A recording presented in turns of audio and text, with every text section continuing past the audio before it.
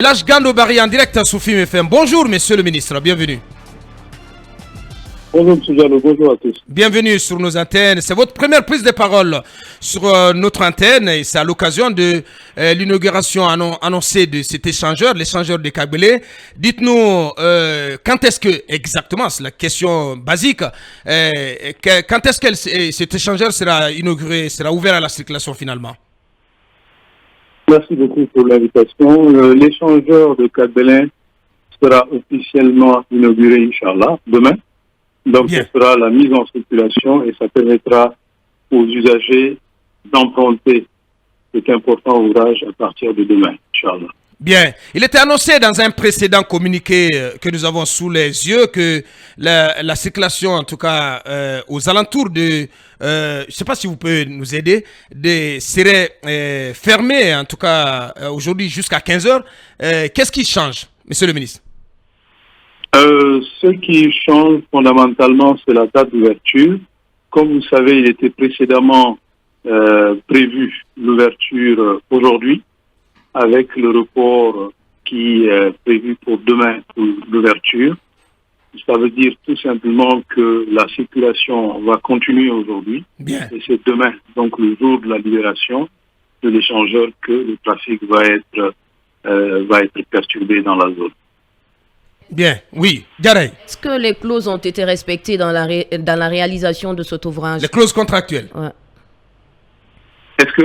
Est-ce que les clauses contractuelles dans la réalisation de l'ouvrage ont été respectées? Absolument. Nous sommes dans une période de refondation et de rectification.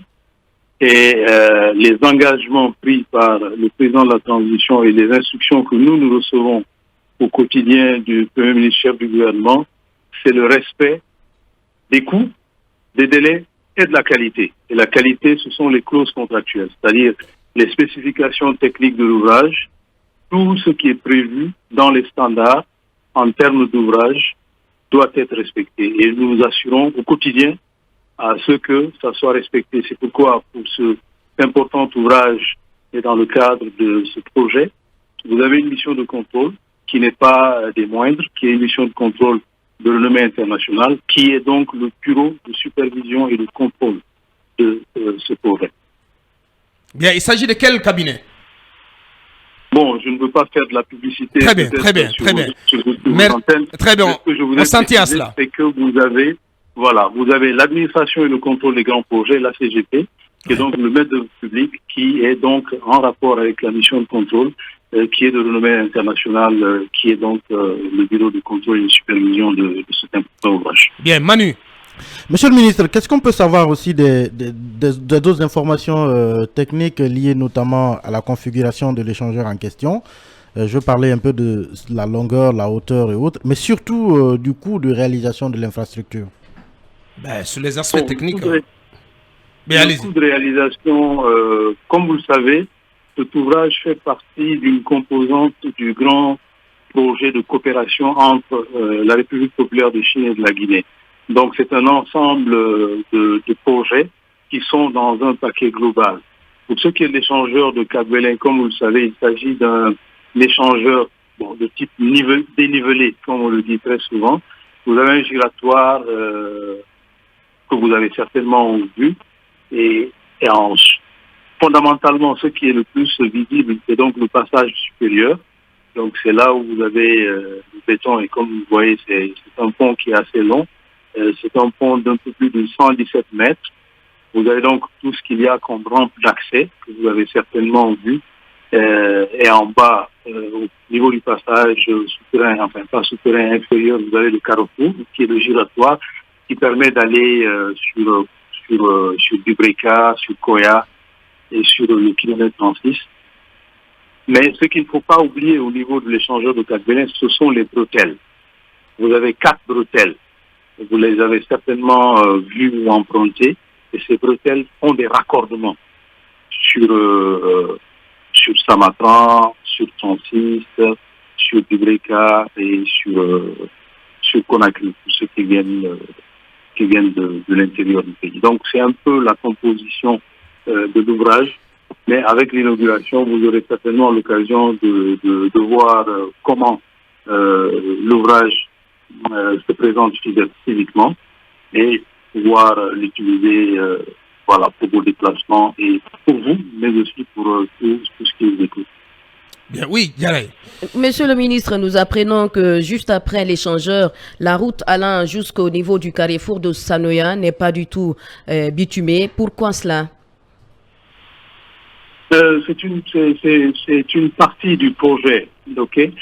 Cette route ne fait pas partie du projet en ce moment, mais toutes les dispositions sont en train d'être prises aujourd'hui pour que le paquet de l'échangeur soit au complet. Donc, dans les prochaines semaines, Inch'Allah, nous allons prendre des dispositions pour pouvoir faciliter également le trafic sur cet aspect. Et comme vous savez, il s'agit d'un projet.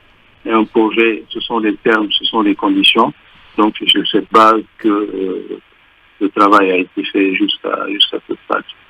Bien, les deux dernières questions. Talibé et Lincoln, allez-y. Monsieur le ministre, vous n'avez pas dit l'enveloppe financière, on voudrait le savoir, mais aussi il y a eu beaucoup en tout cas, de polémiques autour de cet échangeur, certains estimant qu'il avait été modifié, donc contraire au plan initial. Qu'est-ce que vous en dites, monsieur le ministre? D'abord, sur l'enveloppe financière. Sur l'enveloppe financière, je préfère ne pas parler de l'enveloppe financière parce que, comme vous le savez, cet ouvrage, comme je l'ai dit, il est dans un paquet. Vous avez dans un ensemble, ouais. Lui-même, vous avez l'ouvrage lui-même.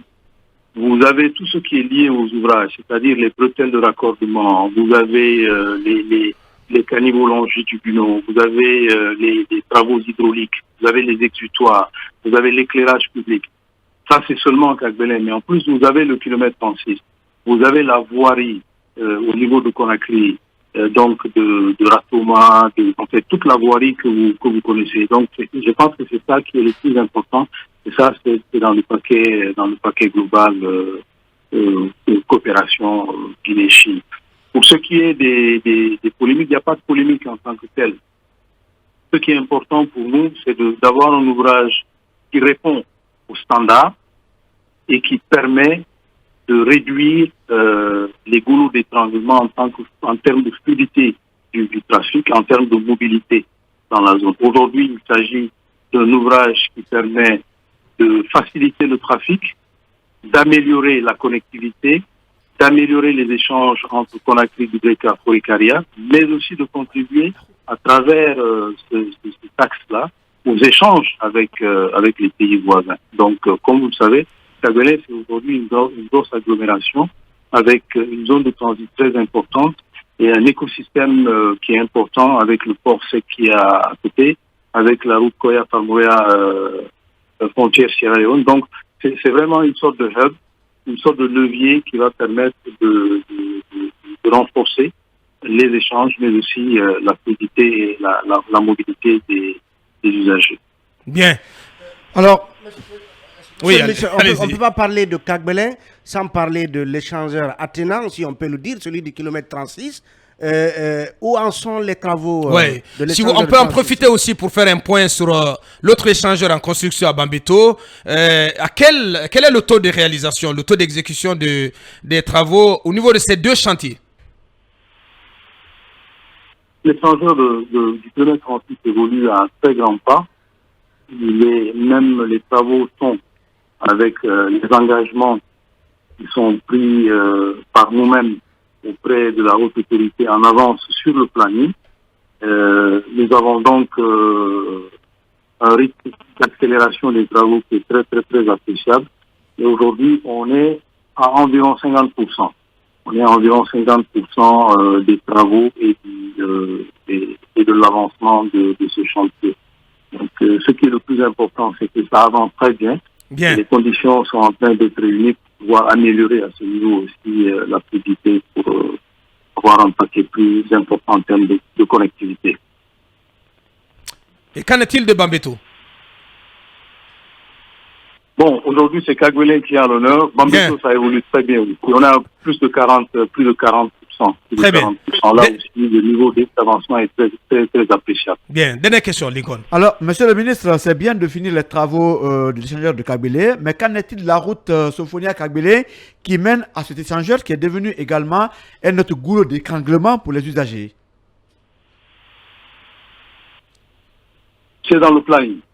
Nous travaillons dessus. C'est dans le planning.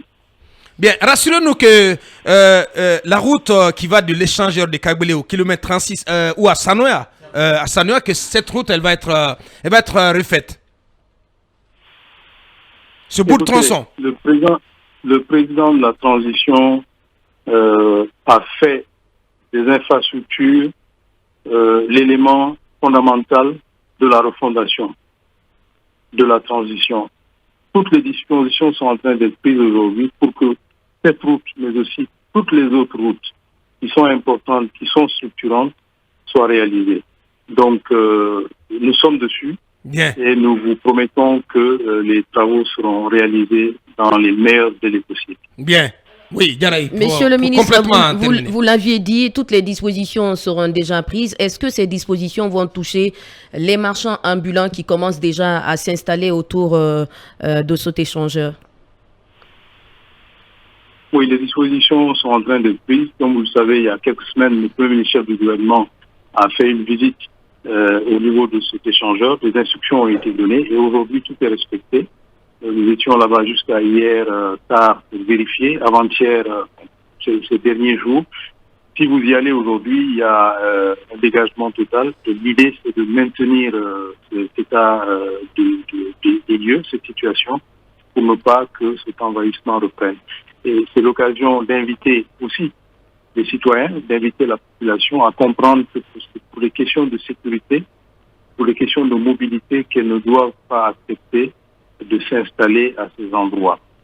Donc, nous comptons aussi sur vous, sur vos médiums, pour pouvoir sensibiliser la population pour qu'elle comprenne que cet échangeur ne peut assurer son rôle de fluidité de mobilité que si les populations comprennent qu'elles doivent être en dehors des emprises. Il y a des trottoirs, il y a des caniveaux qui sont prévus. Ce n'est pas pour vendre, c'est plutôt pour permettre aux piétons d'utiliser ces voies-là. Donc, les dispositions vont être prises là aussi pour maintenir les dispositifs de dégagement pour ne pas que les emprises soient occupées. Soient envahies. Bien. Si vous permettez, monsieur le ministre, parce que c'est la question d'un voisin, est-ce que nous sommes voisins à Kiroti ici, et où il y a des travaux sur le pont qui était sur le point de s'affaisser, on apprécie bien ce qui est en train d'être fait, sauf que ça perturbe un tout petit peu l'accès à ces zones-là, Kiroti et tout le voisinage. Quand est-ce que le pont de Kiroti sera rouvert à la circulation, le nouveau pont? Le pont de Kiroti est presque terminé. Je pense que ce sera l'occasion bientôt aussi de vous inviter à son inauguration ou à son ouverture. Les travaux sont presque terminés.